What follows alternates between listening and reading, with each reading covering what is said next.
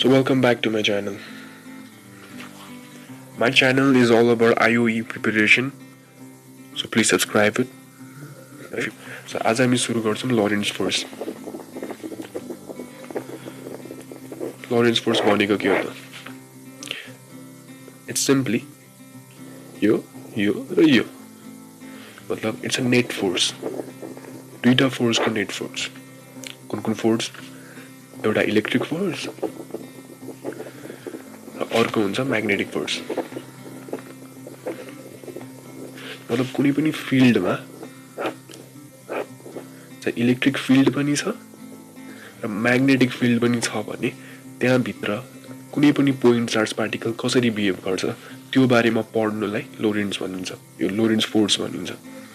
मतलब त्यसमा फोर्स कति लाग्छ, कसरी लाग्छ, कुन डाइरेक्सनमा लाग्छ. That's all that Lorentz force does. हामीले यहाँ भित्र पढ्ने भनेको त्यही हो. Right, electric field लाई I hope you already know what electric field is. So first कुरा electric field मा लाग्ने फोर्स लाई हामी डिनोट गर्छौं QE भनेर. Please note कि यहाँ पनि वेक्टर साइन छ र यहाँ पनि वेक्टर साइन छ. मतलब इलेक्ट्रिक फिल्ड जुन डाइरेक्सनमा छ फोर्स पनि त्यही डाइरेक्सनमा लाग्छ. जता इलेक्ट्रिक फिल्ड फोर्स पनि त्यही डाइरेक्सनमा लाग्छ. Never forget it. Magnetic force को कुरा गर्दाखेरि मैले एउटा भिडियो बनाइसकेको छु. Please watch it if you haven't. In short, magnetic field लाई हामी डिनोट गर्छौं Q V vector into B vector. या मोर कमन टर्ममा तिमीले पढेको होला Q VV sin थीटा भनेर. यहाँ थीटा भनेको चाहिँ V मतलब भेलोसिटी र म्याग्नेटिक फिल्ड बीचको एंगल हो. यसलाई हामी डिफरेंट केसेस बनाएर पढ्छौं लरेन्स फोर्स लाई. फर्स्ट केस हुन्छ तिमीहरुको म्याग्नेटिक फिल्ड र इलेक्ट्रिक फिल्ड प्यारेलल भएको. दुवै फिल्ड प्यारेलल छ भने यहाँ भएको यो पोइन्ट कतातिर जान्छ, फोर्स कसरी लाग्छ सबै.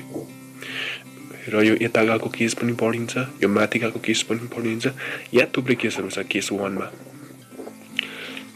अर्को र आई थिंक मोस्ट इम्पोर्टेन्ट भनेको केस 2 हुन्छ हाम्रो. र केस 2 मा के हुन्छ भन्दाखेरि म्याग्नेटिक फिल्ड भित्रतिर लागिरा हुन्छ, इलेक्ट्रिक फिल्ड सपोज तलतिर लागिरा हुन्छ.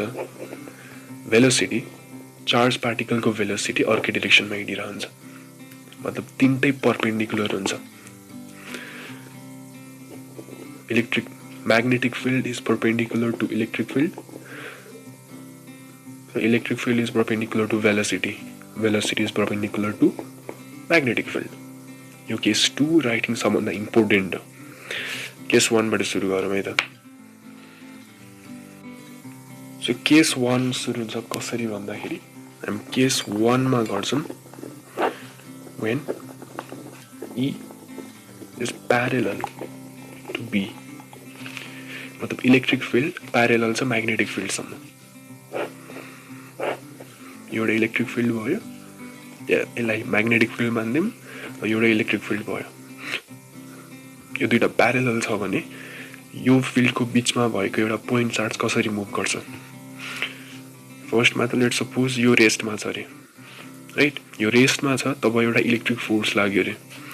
सो पहिला इलेक्ट्रिक फोर्स किनकि रेस्टमा छ भने म्याग्नेटिक फिल्ड त लाग्दैन, म्याग्नेटिक फोर्स त लाग्दैन, किनकि म्याग्नेटिक फोर्स त्यो पार्टिकलमा मात्र लाग्छ जुन मोसनमा हुन्छ. सो पहिला इलेक्ट्रिक फोर्स लाग्यो, F भनेको QE, राइट. सो एक्सेलरेसन भनेको कति हुने भयो QE by m. Force by mass हो त एक्सेलरेसन भनेको, फोर्स बाइ मास हुने भयो. सो हामी एउटा काइनेमेटिकबाट V equals to U plus AT भन्ने फर्मुला लगाम. यो फर्स्टमा रेस्टमा छ, सो यो त 0 हुने भयो. यो भनेको माथिबाट QE by m into T Vx. So velocity हुने भयो QE by m into T. र यसमा हामीले म्याग्नेटिक फोर्स पनि लगायो रे. म्याग्नेटिक फोर्स भनेको के हो BQV sin थीटा. अब यहाँ हेर, म्याग्नेटिक फोर्स तब लाग्छ जब हिँड्न थाल्छ. इलेक्ट्रिसिटीले हिँड्न त हिँडायो, तर कुन डाइरेक्सनमा हिँडायो, त्यही डाइरेक्सनमा जुनमा E गइराछ. र E र B त एउटै डाइरेक्सनमा हिँडिराछ. मतलब यो प्यारेलल डाइरेक्सनमा हिँड्ने भयो B को पनि. सो जब b को प्यारलल डिरेक्सनमा v हुन्छ तब थीटा त 0 हुन्छ right v Q v sin 0 भनेको 0 सो म्याग्नेटिक फोर्स 0 हुने भयो म्याग्नेटिक फोर्स लाग्ने नै भएन अब लेट्स सपोज यो रेस्टबाट नहिडेर पहिलेदेखि एउटा सर्टन भेलोसिटी v बाट हिड्यो तब केही डिफरेन्स आउँदैन मात्र यति डिफरेन्स आउँछ कि यो u को सट्टा यहाँ vo हुन्छ राइट vx भनेको vo plus qe/m into t हुन्छ म्याग्नेटिक फिल्ड 0 नै हुन्छ किनकि हिड्ने त ए डिरेक्सनमा हो यो डिरेक्सन भन्दा अर्को डिरेक्सनमा त हिड्दैन right so let's suppose same case छ म्याग्नेटिक फिल्ड र इलेक्ट्रिक फिल्ड प्यारललमा नै छ तर जुन यो पोइन्ट चार्ज छ यो यता नहिडेर यता हिडिरहेछ अरे राइट माथितिर गइरहेछ अरे तब के हुन्छ यो केस 1 नै हो है फेरि केस 2 भएको छैन केस 2 मा म्याग्नेटिक फिल्ड र इलेक्ट्रिक फिल्ड परपेन्डिकुलर हुन्छ यहाँ परपेन्डिकुलर छैन एउटै डिरेक्सनमा छ अगाडिको केस र यसमा के डिफरेन्स हो भन्दाखेरि पोइन्ट चार्ज यता हिडिरहेको थियो यसमा परपेन्डिकुलर हिड्यो राइट दुईटैको परपेन्डिकुलर हिड्यो सो फर्स्टमा इलेक्ट्रिक फिल्ड लाग्ने भयो इलेक्ट्रिक फोर्स लाग्ने भयो सरी सो फर्स्टमा इलेक्ट्रिक फोर्स लाग्ने भयो फोर्स भनेको q into e so acceleration भनेको qe/m भेलोसिटी भनेको कति हुने भयो सपोज रेस्टबाट हिँडेछ भनेर मान्दिम रेस्टबाट हिँडेछ छैन vo मा हिँडेछ भने पनि ल vo जे भए पनि त्यो इम्पोर्टेन्ट छैन रेस्टबाट हिँडेछ भन्दिम 0 प्लस qe/m इन्टु t अब यो परपेन्डिकुलर हिँडेको छ सो म्याग्नेटिक फिल्ड पनि लाग्छ यसमा सरी म फिल्ड भनिरहेको छु इट्स फोर्स म्याग्नेटिक फोर्स पनि लाग्छ म्याग्नेटिक फोर्स जब भेलोसिटी परपेन्डिकुलर हुन्छ म्याग्नेटिक फिल्डको तब कति हो म्याग्नेटिक फिल्ड कुन डिरेक्सनमा लाग्ने म्याग्नेटिक फोर्स कुन डिरेक्सनमा लाग्ने भयो तब भेलोसिटी म्याग्नेटिक फिल्डको परपेन्डिकुलर छ फोर्स म्याग्नेटिक फिल्ड भनेको bqv sin थीटा थीटा त 90 डिग्री छ सो फोर्स m भनेको bqv मात्र हुने भयो सो म्याग्नेटिक फोर्स लाग्ने भयो यति इलेक्ट्रिक फोर्स यति नै लाग्ने भयो कि ए डिरेक्सनमा हिँडिरहेको छ राइट माथि गइरहेको भए पनि यसले त यतै ल्याउने भयो नि त यता ल्याउन ट्राई गर्ने भयो सपोज इलेक्ट्रिक फोर्सले लायो सर्टन फोर्स ल्याउन खोज्यो यता राइट म्याग्नेटिक फोर्स थीटा 90 हुँदाखेरि कति हुन्छ भनेर सबैलाई थाहा छ राइट यसमा कन्फ्युजन छैन कि जब थीटा 90 हुन्छ तब म्याग्नेटिक फोर्सले पार्टिकललाई गोलोमा घुमाउँछ राइट एउटा सर्कल बनाउँछ पढेको हामीले please don't forget it so electric फोर्सले यता लान खोज्दैछ म्याग्नेटिक फोर्सले घुमाउन खोज्दैछ के हुन्छ अगाडि पनि जान्छ घुम्छ पनि अगाडि पनि जान्छ घुम्छ पनि अगाडि पनि जान्छ घुम्छ पनि भयो के हेलिकल पाथ भयो सो लोरेन्ट्ज फोर्स कति हो यो प्लस यो तर यसको डिरेक्सन कता हो लोरेन्ट्ज फोर्सको यो हेलिकल पाथ हुन्छ हेलिकल डिरेक्सन यो कहिले हुन्छ यो जब पोइन्ट चार्ज परपेन्डिकुलरली हिट्छ म्याग्नेटिक फिल्ड र इलेक्ट्रिक फिल्डको सिमिलरली अर्को केस छ भेरी सिमिलर कि म्याग्नेटिक फिल्ड र इलेक्ट्रिक फिल्ड प्यारललै छ अझै पनि बट यो पोइन्ट चार्ज न त साइडमा हिँडेको छ न त यता माथि परपेन्डिकुलर यो हिँडेको छ एउटा सर्टन एङ्गल बनाएर यता मतलब हरिजेन्टलसँग सर्टन एङ्गल बनाएर यता यस्तो केसको क्वेसन आयो भने के गर्ने v बनाएको छ एउटा सर्टन भेलोसिटीले हिँडेको त छ एङ्गल बनाएर यता राइट हामीले के गर्ने भन्दाखेरि भेक्टर पढेको छ भने थाहा हुन्छ कि यसलाई रिजोल्युट गर्न मिल्छ यसलाई कम्पोनेन्टमा ब्रेक गर्न मिल्छ जतातिर थीटा छ त्यतातिरलाई हामी cos थीटा लिन्छौँ v cos थीटा यता हुने भयो माथि हुने भयो v sin थीटा राइट यस्तो केस आयो भने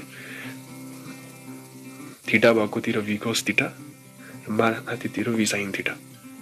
र अब फोर्स लगाउने इलेक्ट्रिक फोर्स कता लाग्छ q into e हो। इलेक्ट्रिक फिल्ड जता छ त्यतै लाग्छ, इलेक्ट्रिक फिल्ड यता छ मतलब केमा लाग्छ v cos थीटामा मात्र लाग्छ। यो v cos थीटामा मात्र लाग्छ, v sin थीटामा लाग्दैन, v cos थीटा कम्पोनेन्टमा मात्र लाग्छ। सो ax भनेको qe by m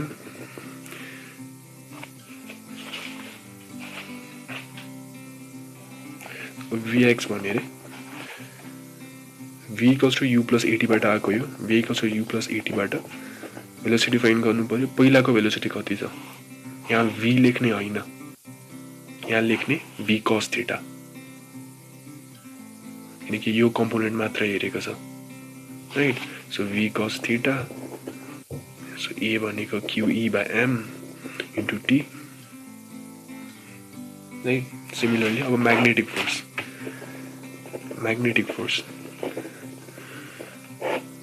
को कुरा गर्दा qvv sin थीटा, किनकि भेलोसिटीको यताको पोइन्ट छ नि, भेलोसिटीको यताको पोइन्ट त प्यारेलल हो। सो म्याग्नेटिक फिल्ड जेरो हुने भयो यता, म्याग्नेटिक फोर्स यो कम्पोनेन्टमा लाग्दैन, म्याग्नेटिक फोर्स लाग्ने यो मात्र कम्पोनेन्ट छ। सो qbv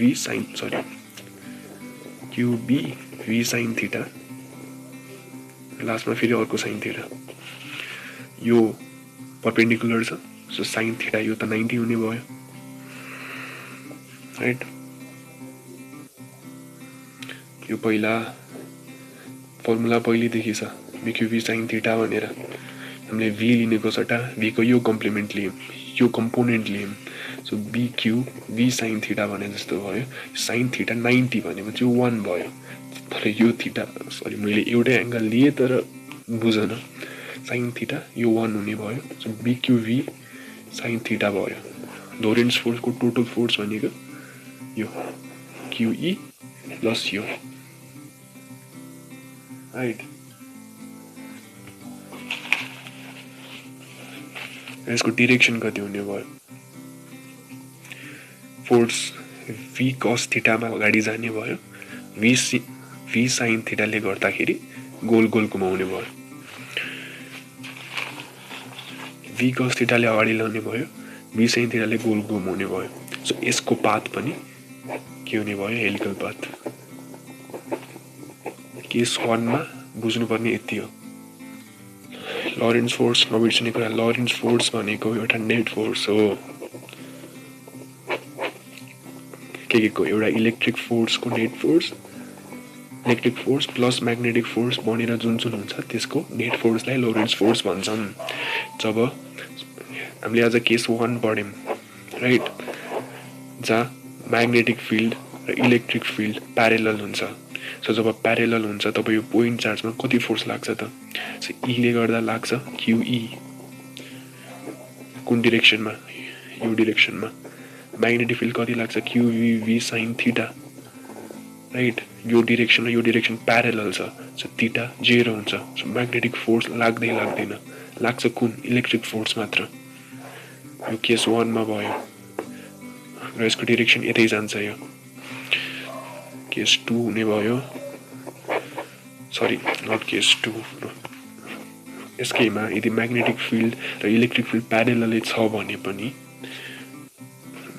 यदि यो पार्टिकल यदि परपेन्डिकुलर हिँडिरहेको छ भने e ले यसलाई अलिकति यता तान्ने भयो, फोर्स लाएर इलेक्ट्रिक फोर्स लाएर, र b ले यसलाई माथितिर लाने भयो, सरी b ले यसलाई गोल गोल घुमाउने भयो। bqv sin थीटा लाएर जहाँ थीटा 90 डिग्री हुन्छ, bqv sin थीटा लाएर जहाँ थीटा 90 डिग्री हुन्छ। सो म्याग्नेटिक फिल्डले यसलाई गोलो गोलो घुमाउँछ, जसले गर्दा अगाडि जाने र गोलो घुम्ने एकैचोटि भएको कारण यो के हुने भयो एउटा हेलिकल पाथ हुने भयो। यही सेम तब हुन्छ जब त्यो पार्टिकल, यो म्याग्नेटिक फिल्ड यो इलेक्ट्रिक फिल्ड, यही केस तब पनि हुन्छ जब पार्टिकल एउटा सर्टेन एंगल बनाएर घुम्छ। हाम्रो काम भनेको त्यो भेलोसिटीलाई दुईटा कम्पोनेन्टमा डिभाइड गर्यो, जता थीटा छ त्यता v cos थीटा र जता थीटा छैन त्यसलाई v sin थीटा, यसको perpendicular v sin theta. v cos थीटामा लाग्छ हाम्रो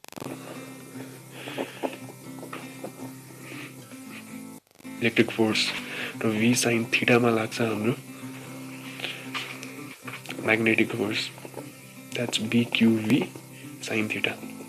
र v को कम्पोनेन्ट है यो चाहिँ, राइट। sin थीटा पहिले गइसक्यो, यो पनि v cos थीटा अगाडि घुम्छ, v cos थीटा अगाडि घुम्छ र v sin थीटा यसरी गोलो गोलो घुमाउँछ। सो यसको पाथ पनि हेलिकल पाथ हुन्छ। This is what you need to understand. मेरो अरू भिडियो पनि आउँदैछ, this is not the last one. So subscribe to my channel, support it.